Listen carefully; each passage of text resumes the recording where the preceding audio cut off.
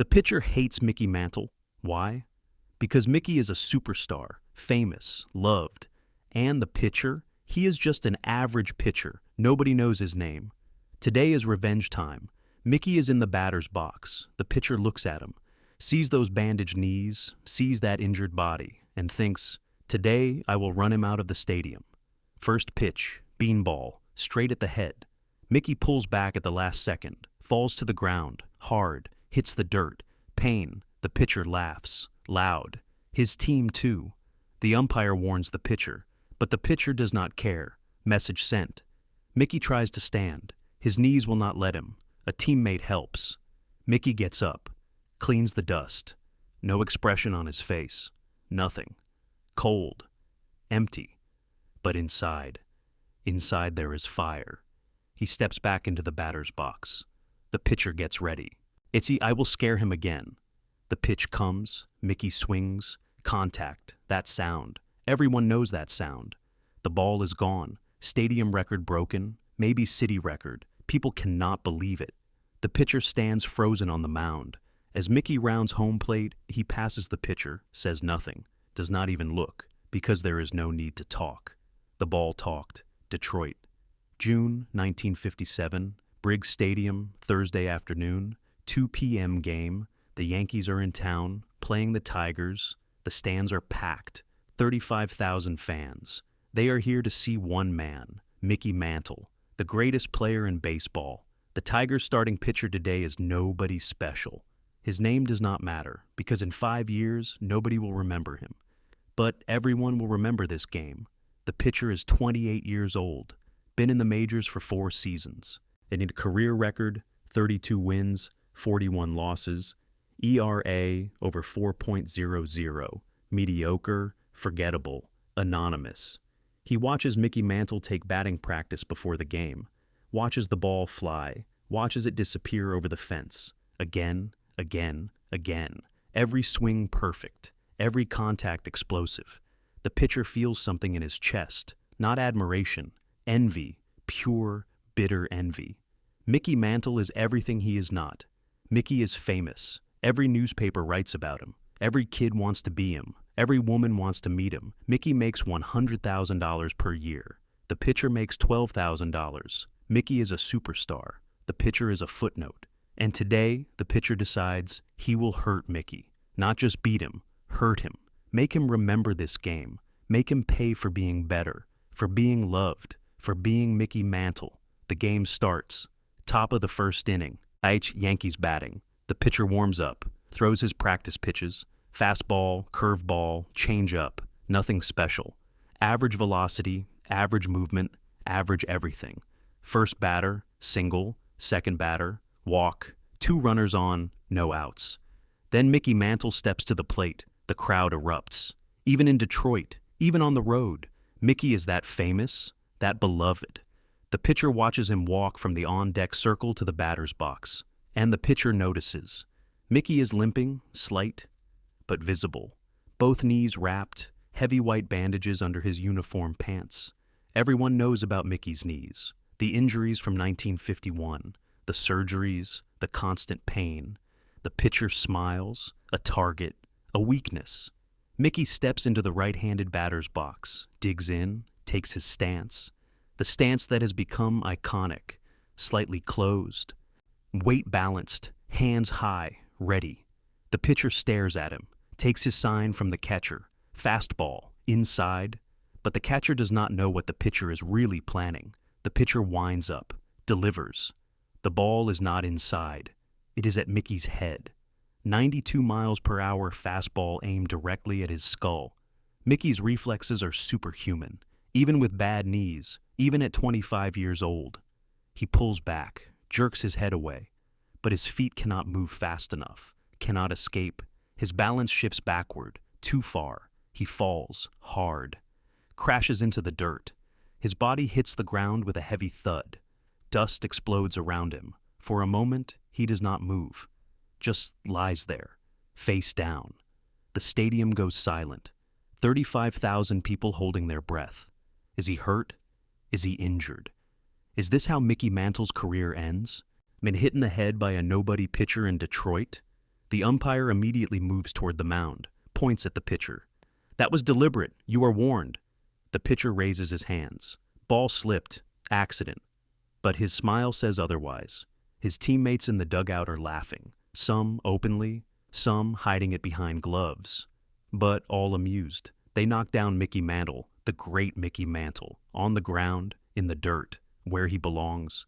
Mickey starts to move, slowly, pushes himself up with his hands, gets to his knees. Both knees scream in protest. The damaged ligaments, the missing cartilage, the bone-on-bone grinding.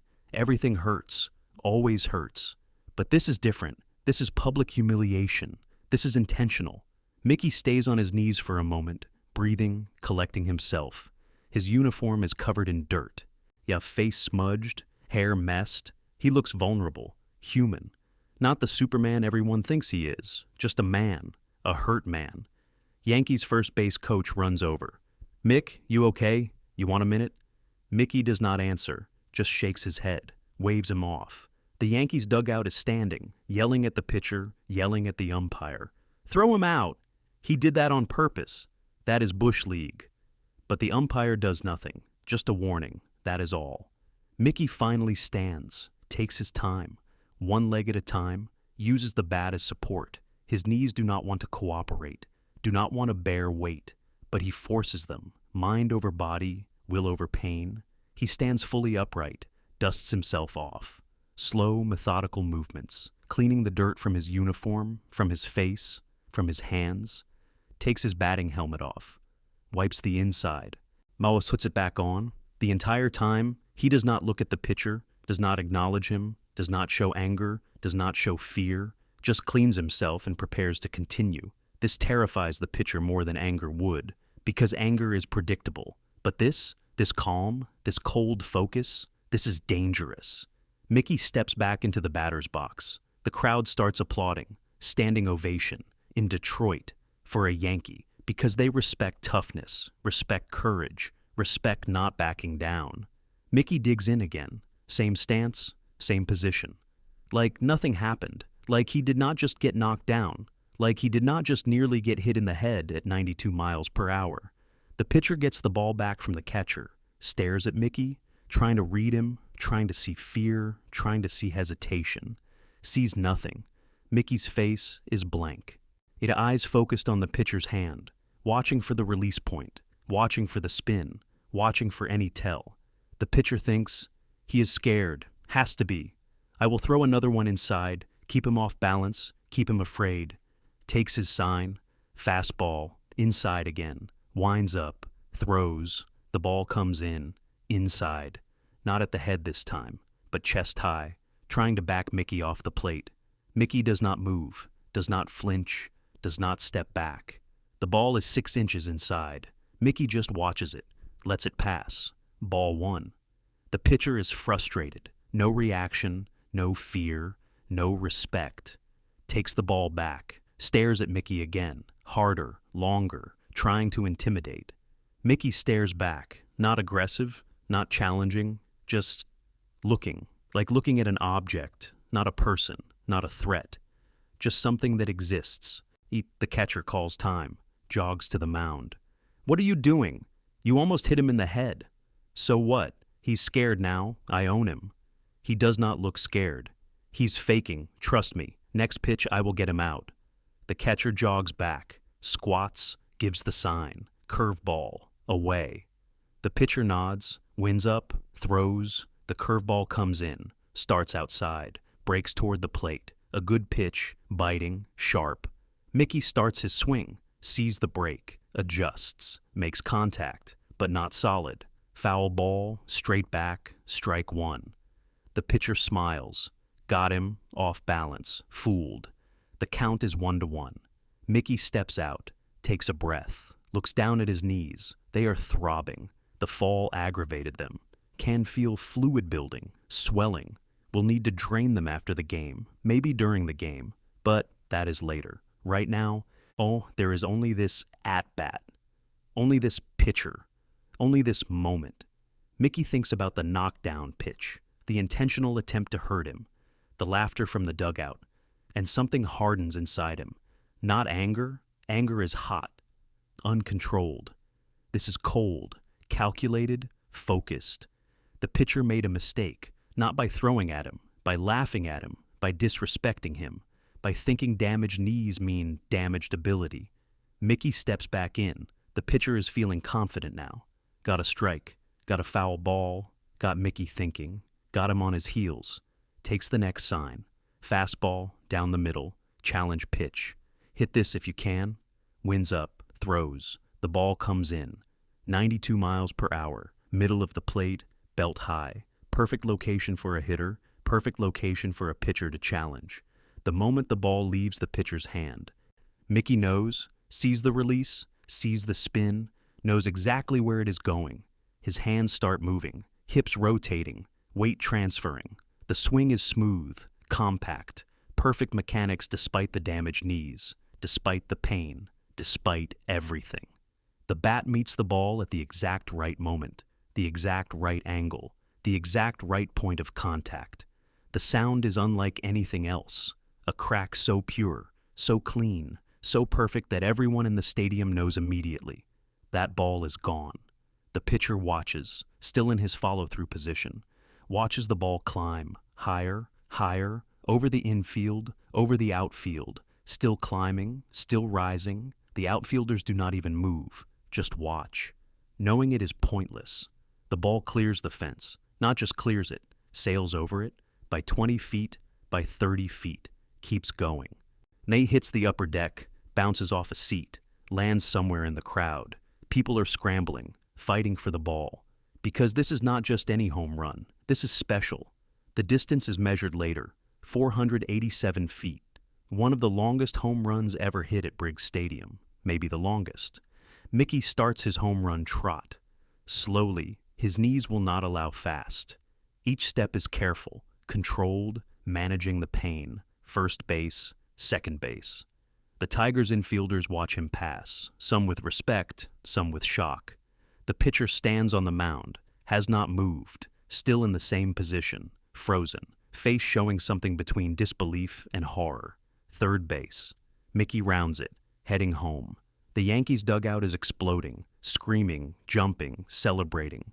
But Mickey shows nothing, no smile, no celebration, no emotion, just running, just moving, just completing the task. As Mickey approaches home plate, his path takes him close to the mound, close to the pitcher. For a brief moment, they are 15 feet apart. Mickey could look at him, could say something, could acknowledge the home run, the revenge, the answer to the knockdown pitch. But he does not even glance in the pitcher's direction, just keeps moving. Steps on home plate. His teammates mob him, patting his back, hugging him, yelling. But Mickey's face remains blank, cold. Because this was not about celebration. This was about a message. And the message has been delivered. The inning continues. Yankees score 3 more runs. By the time the Tigers finally get out of the inning, they are down 4-0. The pitcher sits in the dugout, staring at nothing. His manager approaches. What happened out there? I do not know. I threw him a good pitch, right down the middle. He just hit it. You threw at his head first pitch. That was stupid. I was trying to intimidate him. How did that work out for you? The pitcher has no answer. The game continues. Mickey plays the entire game, gets 2 more hits, both singles. Yankees win 8-2, but nobody remembers the final score. Nobody remembers the other hits. They only remember the home run, the 487-foot missile that answered the knockdown pitch. After the game, reporters crowd Mickey's locker. Mickey, that pitcher threw at your head. Were you angry? No. Did you want revenge? I just wanted to hit the ball hard. That home run was one of the longest ever hit here. What were you thinking when you hit it? I was thinking about getting to first base.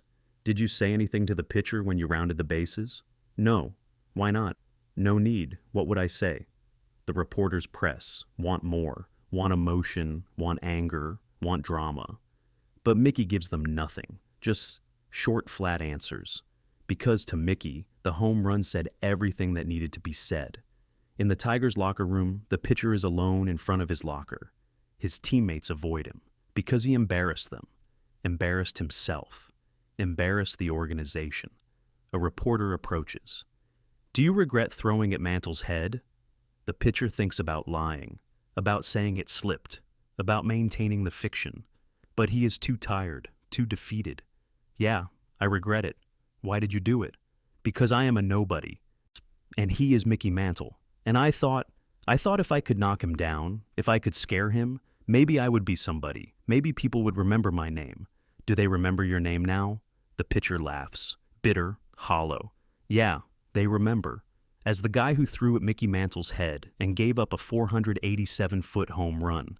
That is what I will be remembered for. Do you think he was sending a message? What do you think? The reporter has no answer, because the answer is obvious. The pitcher continues. I learned something today. You know what I learned? What? You can knock down a superstar. You can hit him, hurt him, humiliate him, but you cannot break him. And if you try and fail, he will destroy you. Not with words, not with anger, with performance, with dominance. With making you look like you do not belong on the same field as him. That is what Mickey Mantle did to me today. He made me look like I do not belong. And you know what? He is right. I do not belong on the same field as him. Nobody does. The story spreads. Through baseball, through sports media, through the country. Mickey Mantle knocked down, hits 487-foot home run. Mantle's answer to beanball. Nobody humiliates Mickey Mantle. The pitcher's name is barely mentioned, just Tigers pitcher. Because he does not matter, never mattered, was just a supporting character in Mickey Mantle's story. Mickey is asked about it for years, in interviews, in documentaries, in books. Yet always the same question. What were you thinking when you hit that home run after getting knocked down? And Mickey always gives the same answer. I was not thinking about revenge. I was thinking about hitting the ball, that is all. But people who were there that day, teammates, coaches, opponents, they tell a different story. They say they saw something in Mickey's eyes that day. After he got up from the dirt, after he dusted himself off, after he stepped back into the batter's box, they saw cold determination. They saw controlled fury. They saw a man who had been disrespected and was about to deliver a lesson. Whitey Ford, Mickey's longtime teammate and best friend, tells this story years later. I was in the dugout that day in Detroit, saw the whole thing, saw the pitch at Mickey's head, saw him go down, and I thought, oh no, if Mickey is going to get hurt. But then he got up, and I looked at his face, and I knew. That pitcher just made the biggest mistake of his life, because Mickey was going to make him pay. And not just with any hit, with a home run, with the longest, hardest, most devastating home run he could possibly hit. That was Mickey's way. You disrespect him, he does not fight you, does not argue, does not complain. He just beats you, dominates you, makes you look foolish. That day in Detroit, that pitcher learned what a lot of people learned over the years. Do not mess with Mickey Mantle, because he will destroy you, and he will do it quietly. The pitcher finishes the 1957 season with a 6-12 record. ERA of 4.82. The Tigers do not bring him back for 1958. He is traded to the Kansas City Athletics, plays one more season, then released. In out of baseball at age 30, career over, he works various jobs after baseball, car salesman, insurance agent, eventually becomes a high school baseball coach in his hometown. When his students ask about his playing career, he tells them stories, mostly small stories, nothing memorable. But sometimes, if they ask about his most memorable moment, he tells them about the day he faced Mickey Mantle. Did you get him out? No. What happened? I threw at his head, knocked him down, thought I won, thought I intimidated him. Then he hit the longest home run I ever saw. Maybe the longest home run anyone ever saw. And I realized something that day. What? I realized I was not in his league, not close. I was a decent pitcher, maybe even good on my best days. But Mickey Mantle, he was in a different universe. And no matter what I did, no matter how hard I tried, I could never reach that level. That day humbled me, destroyed my ego, but also taught me the most important lesson of my career. Respect greatness. Because if you disrespect it, it will crush you.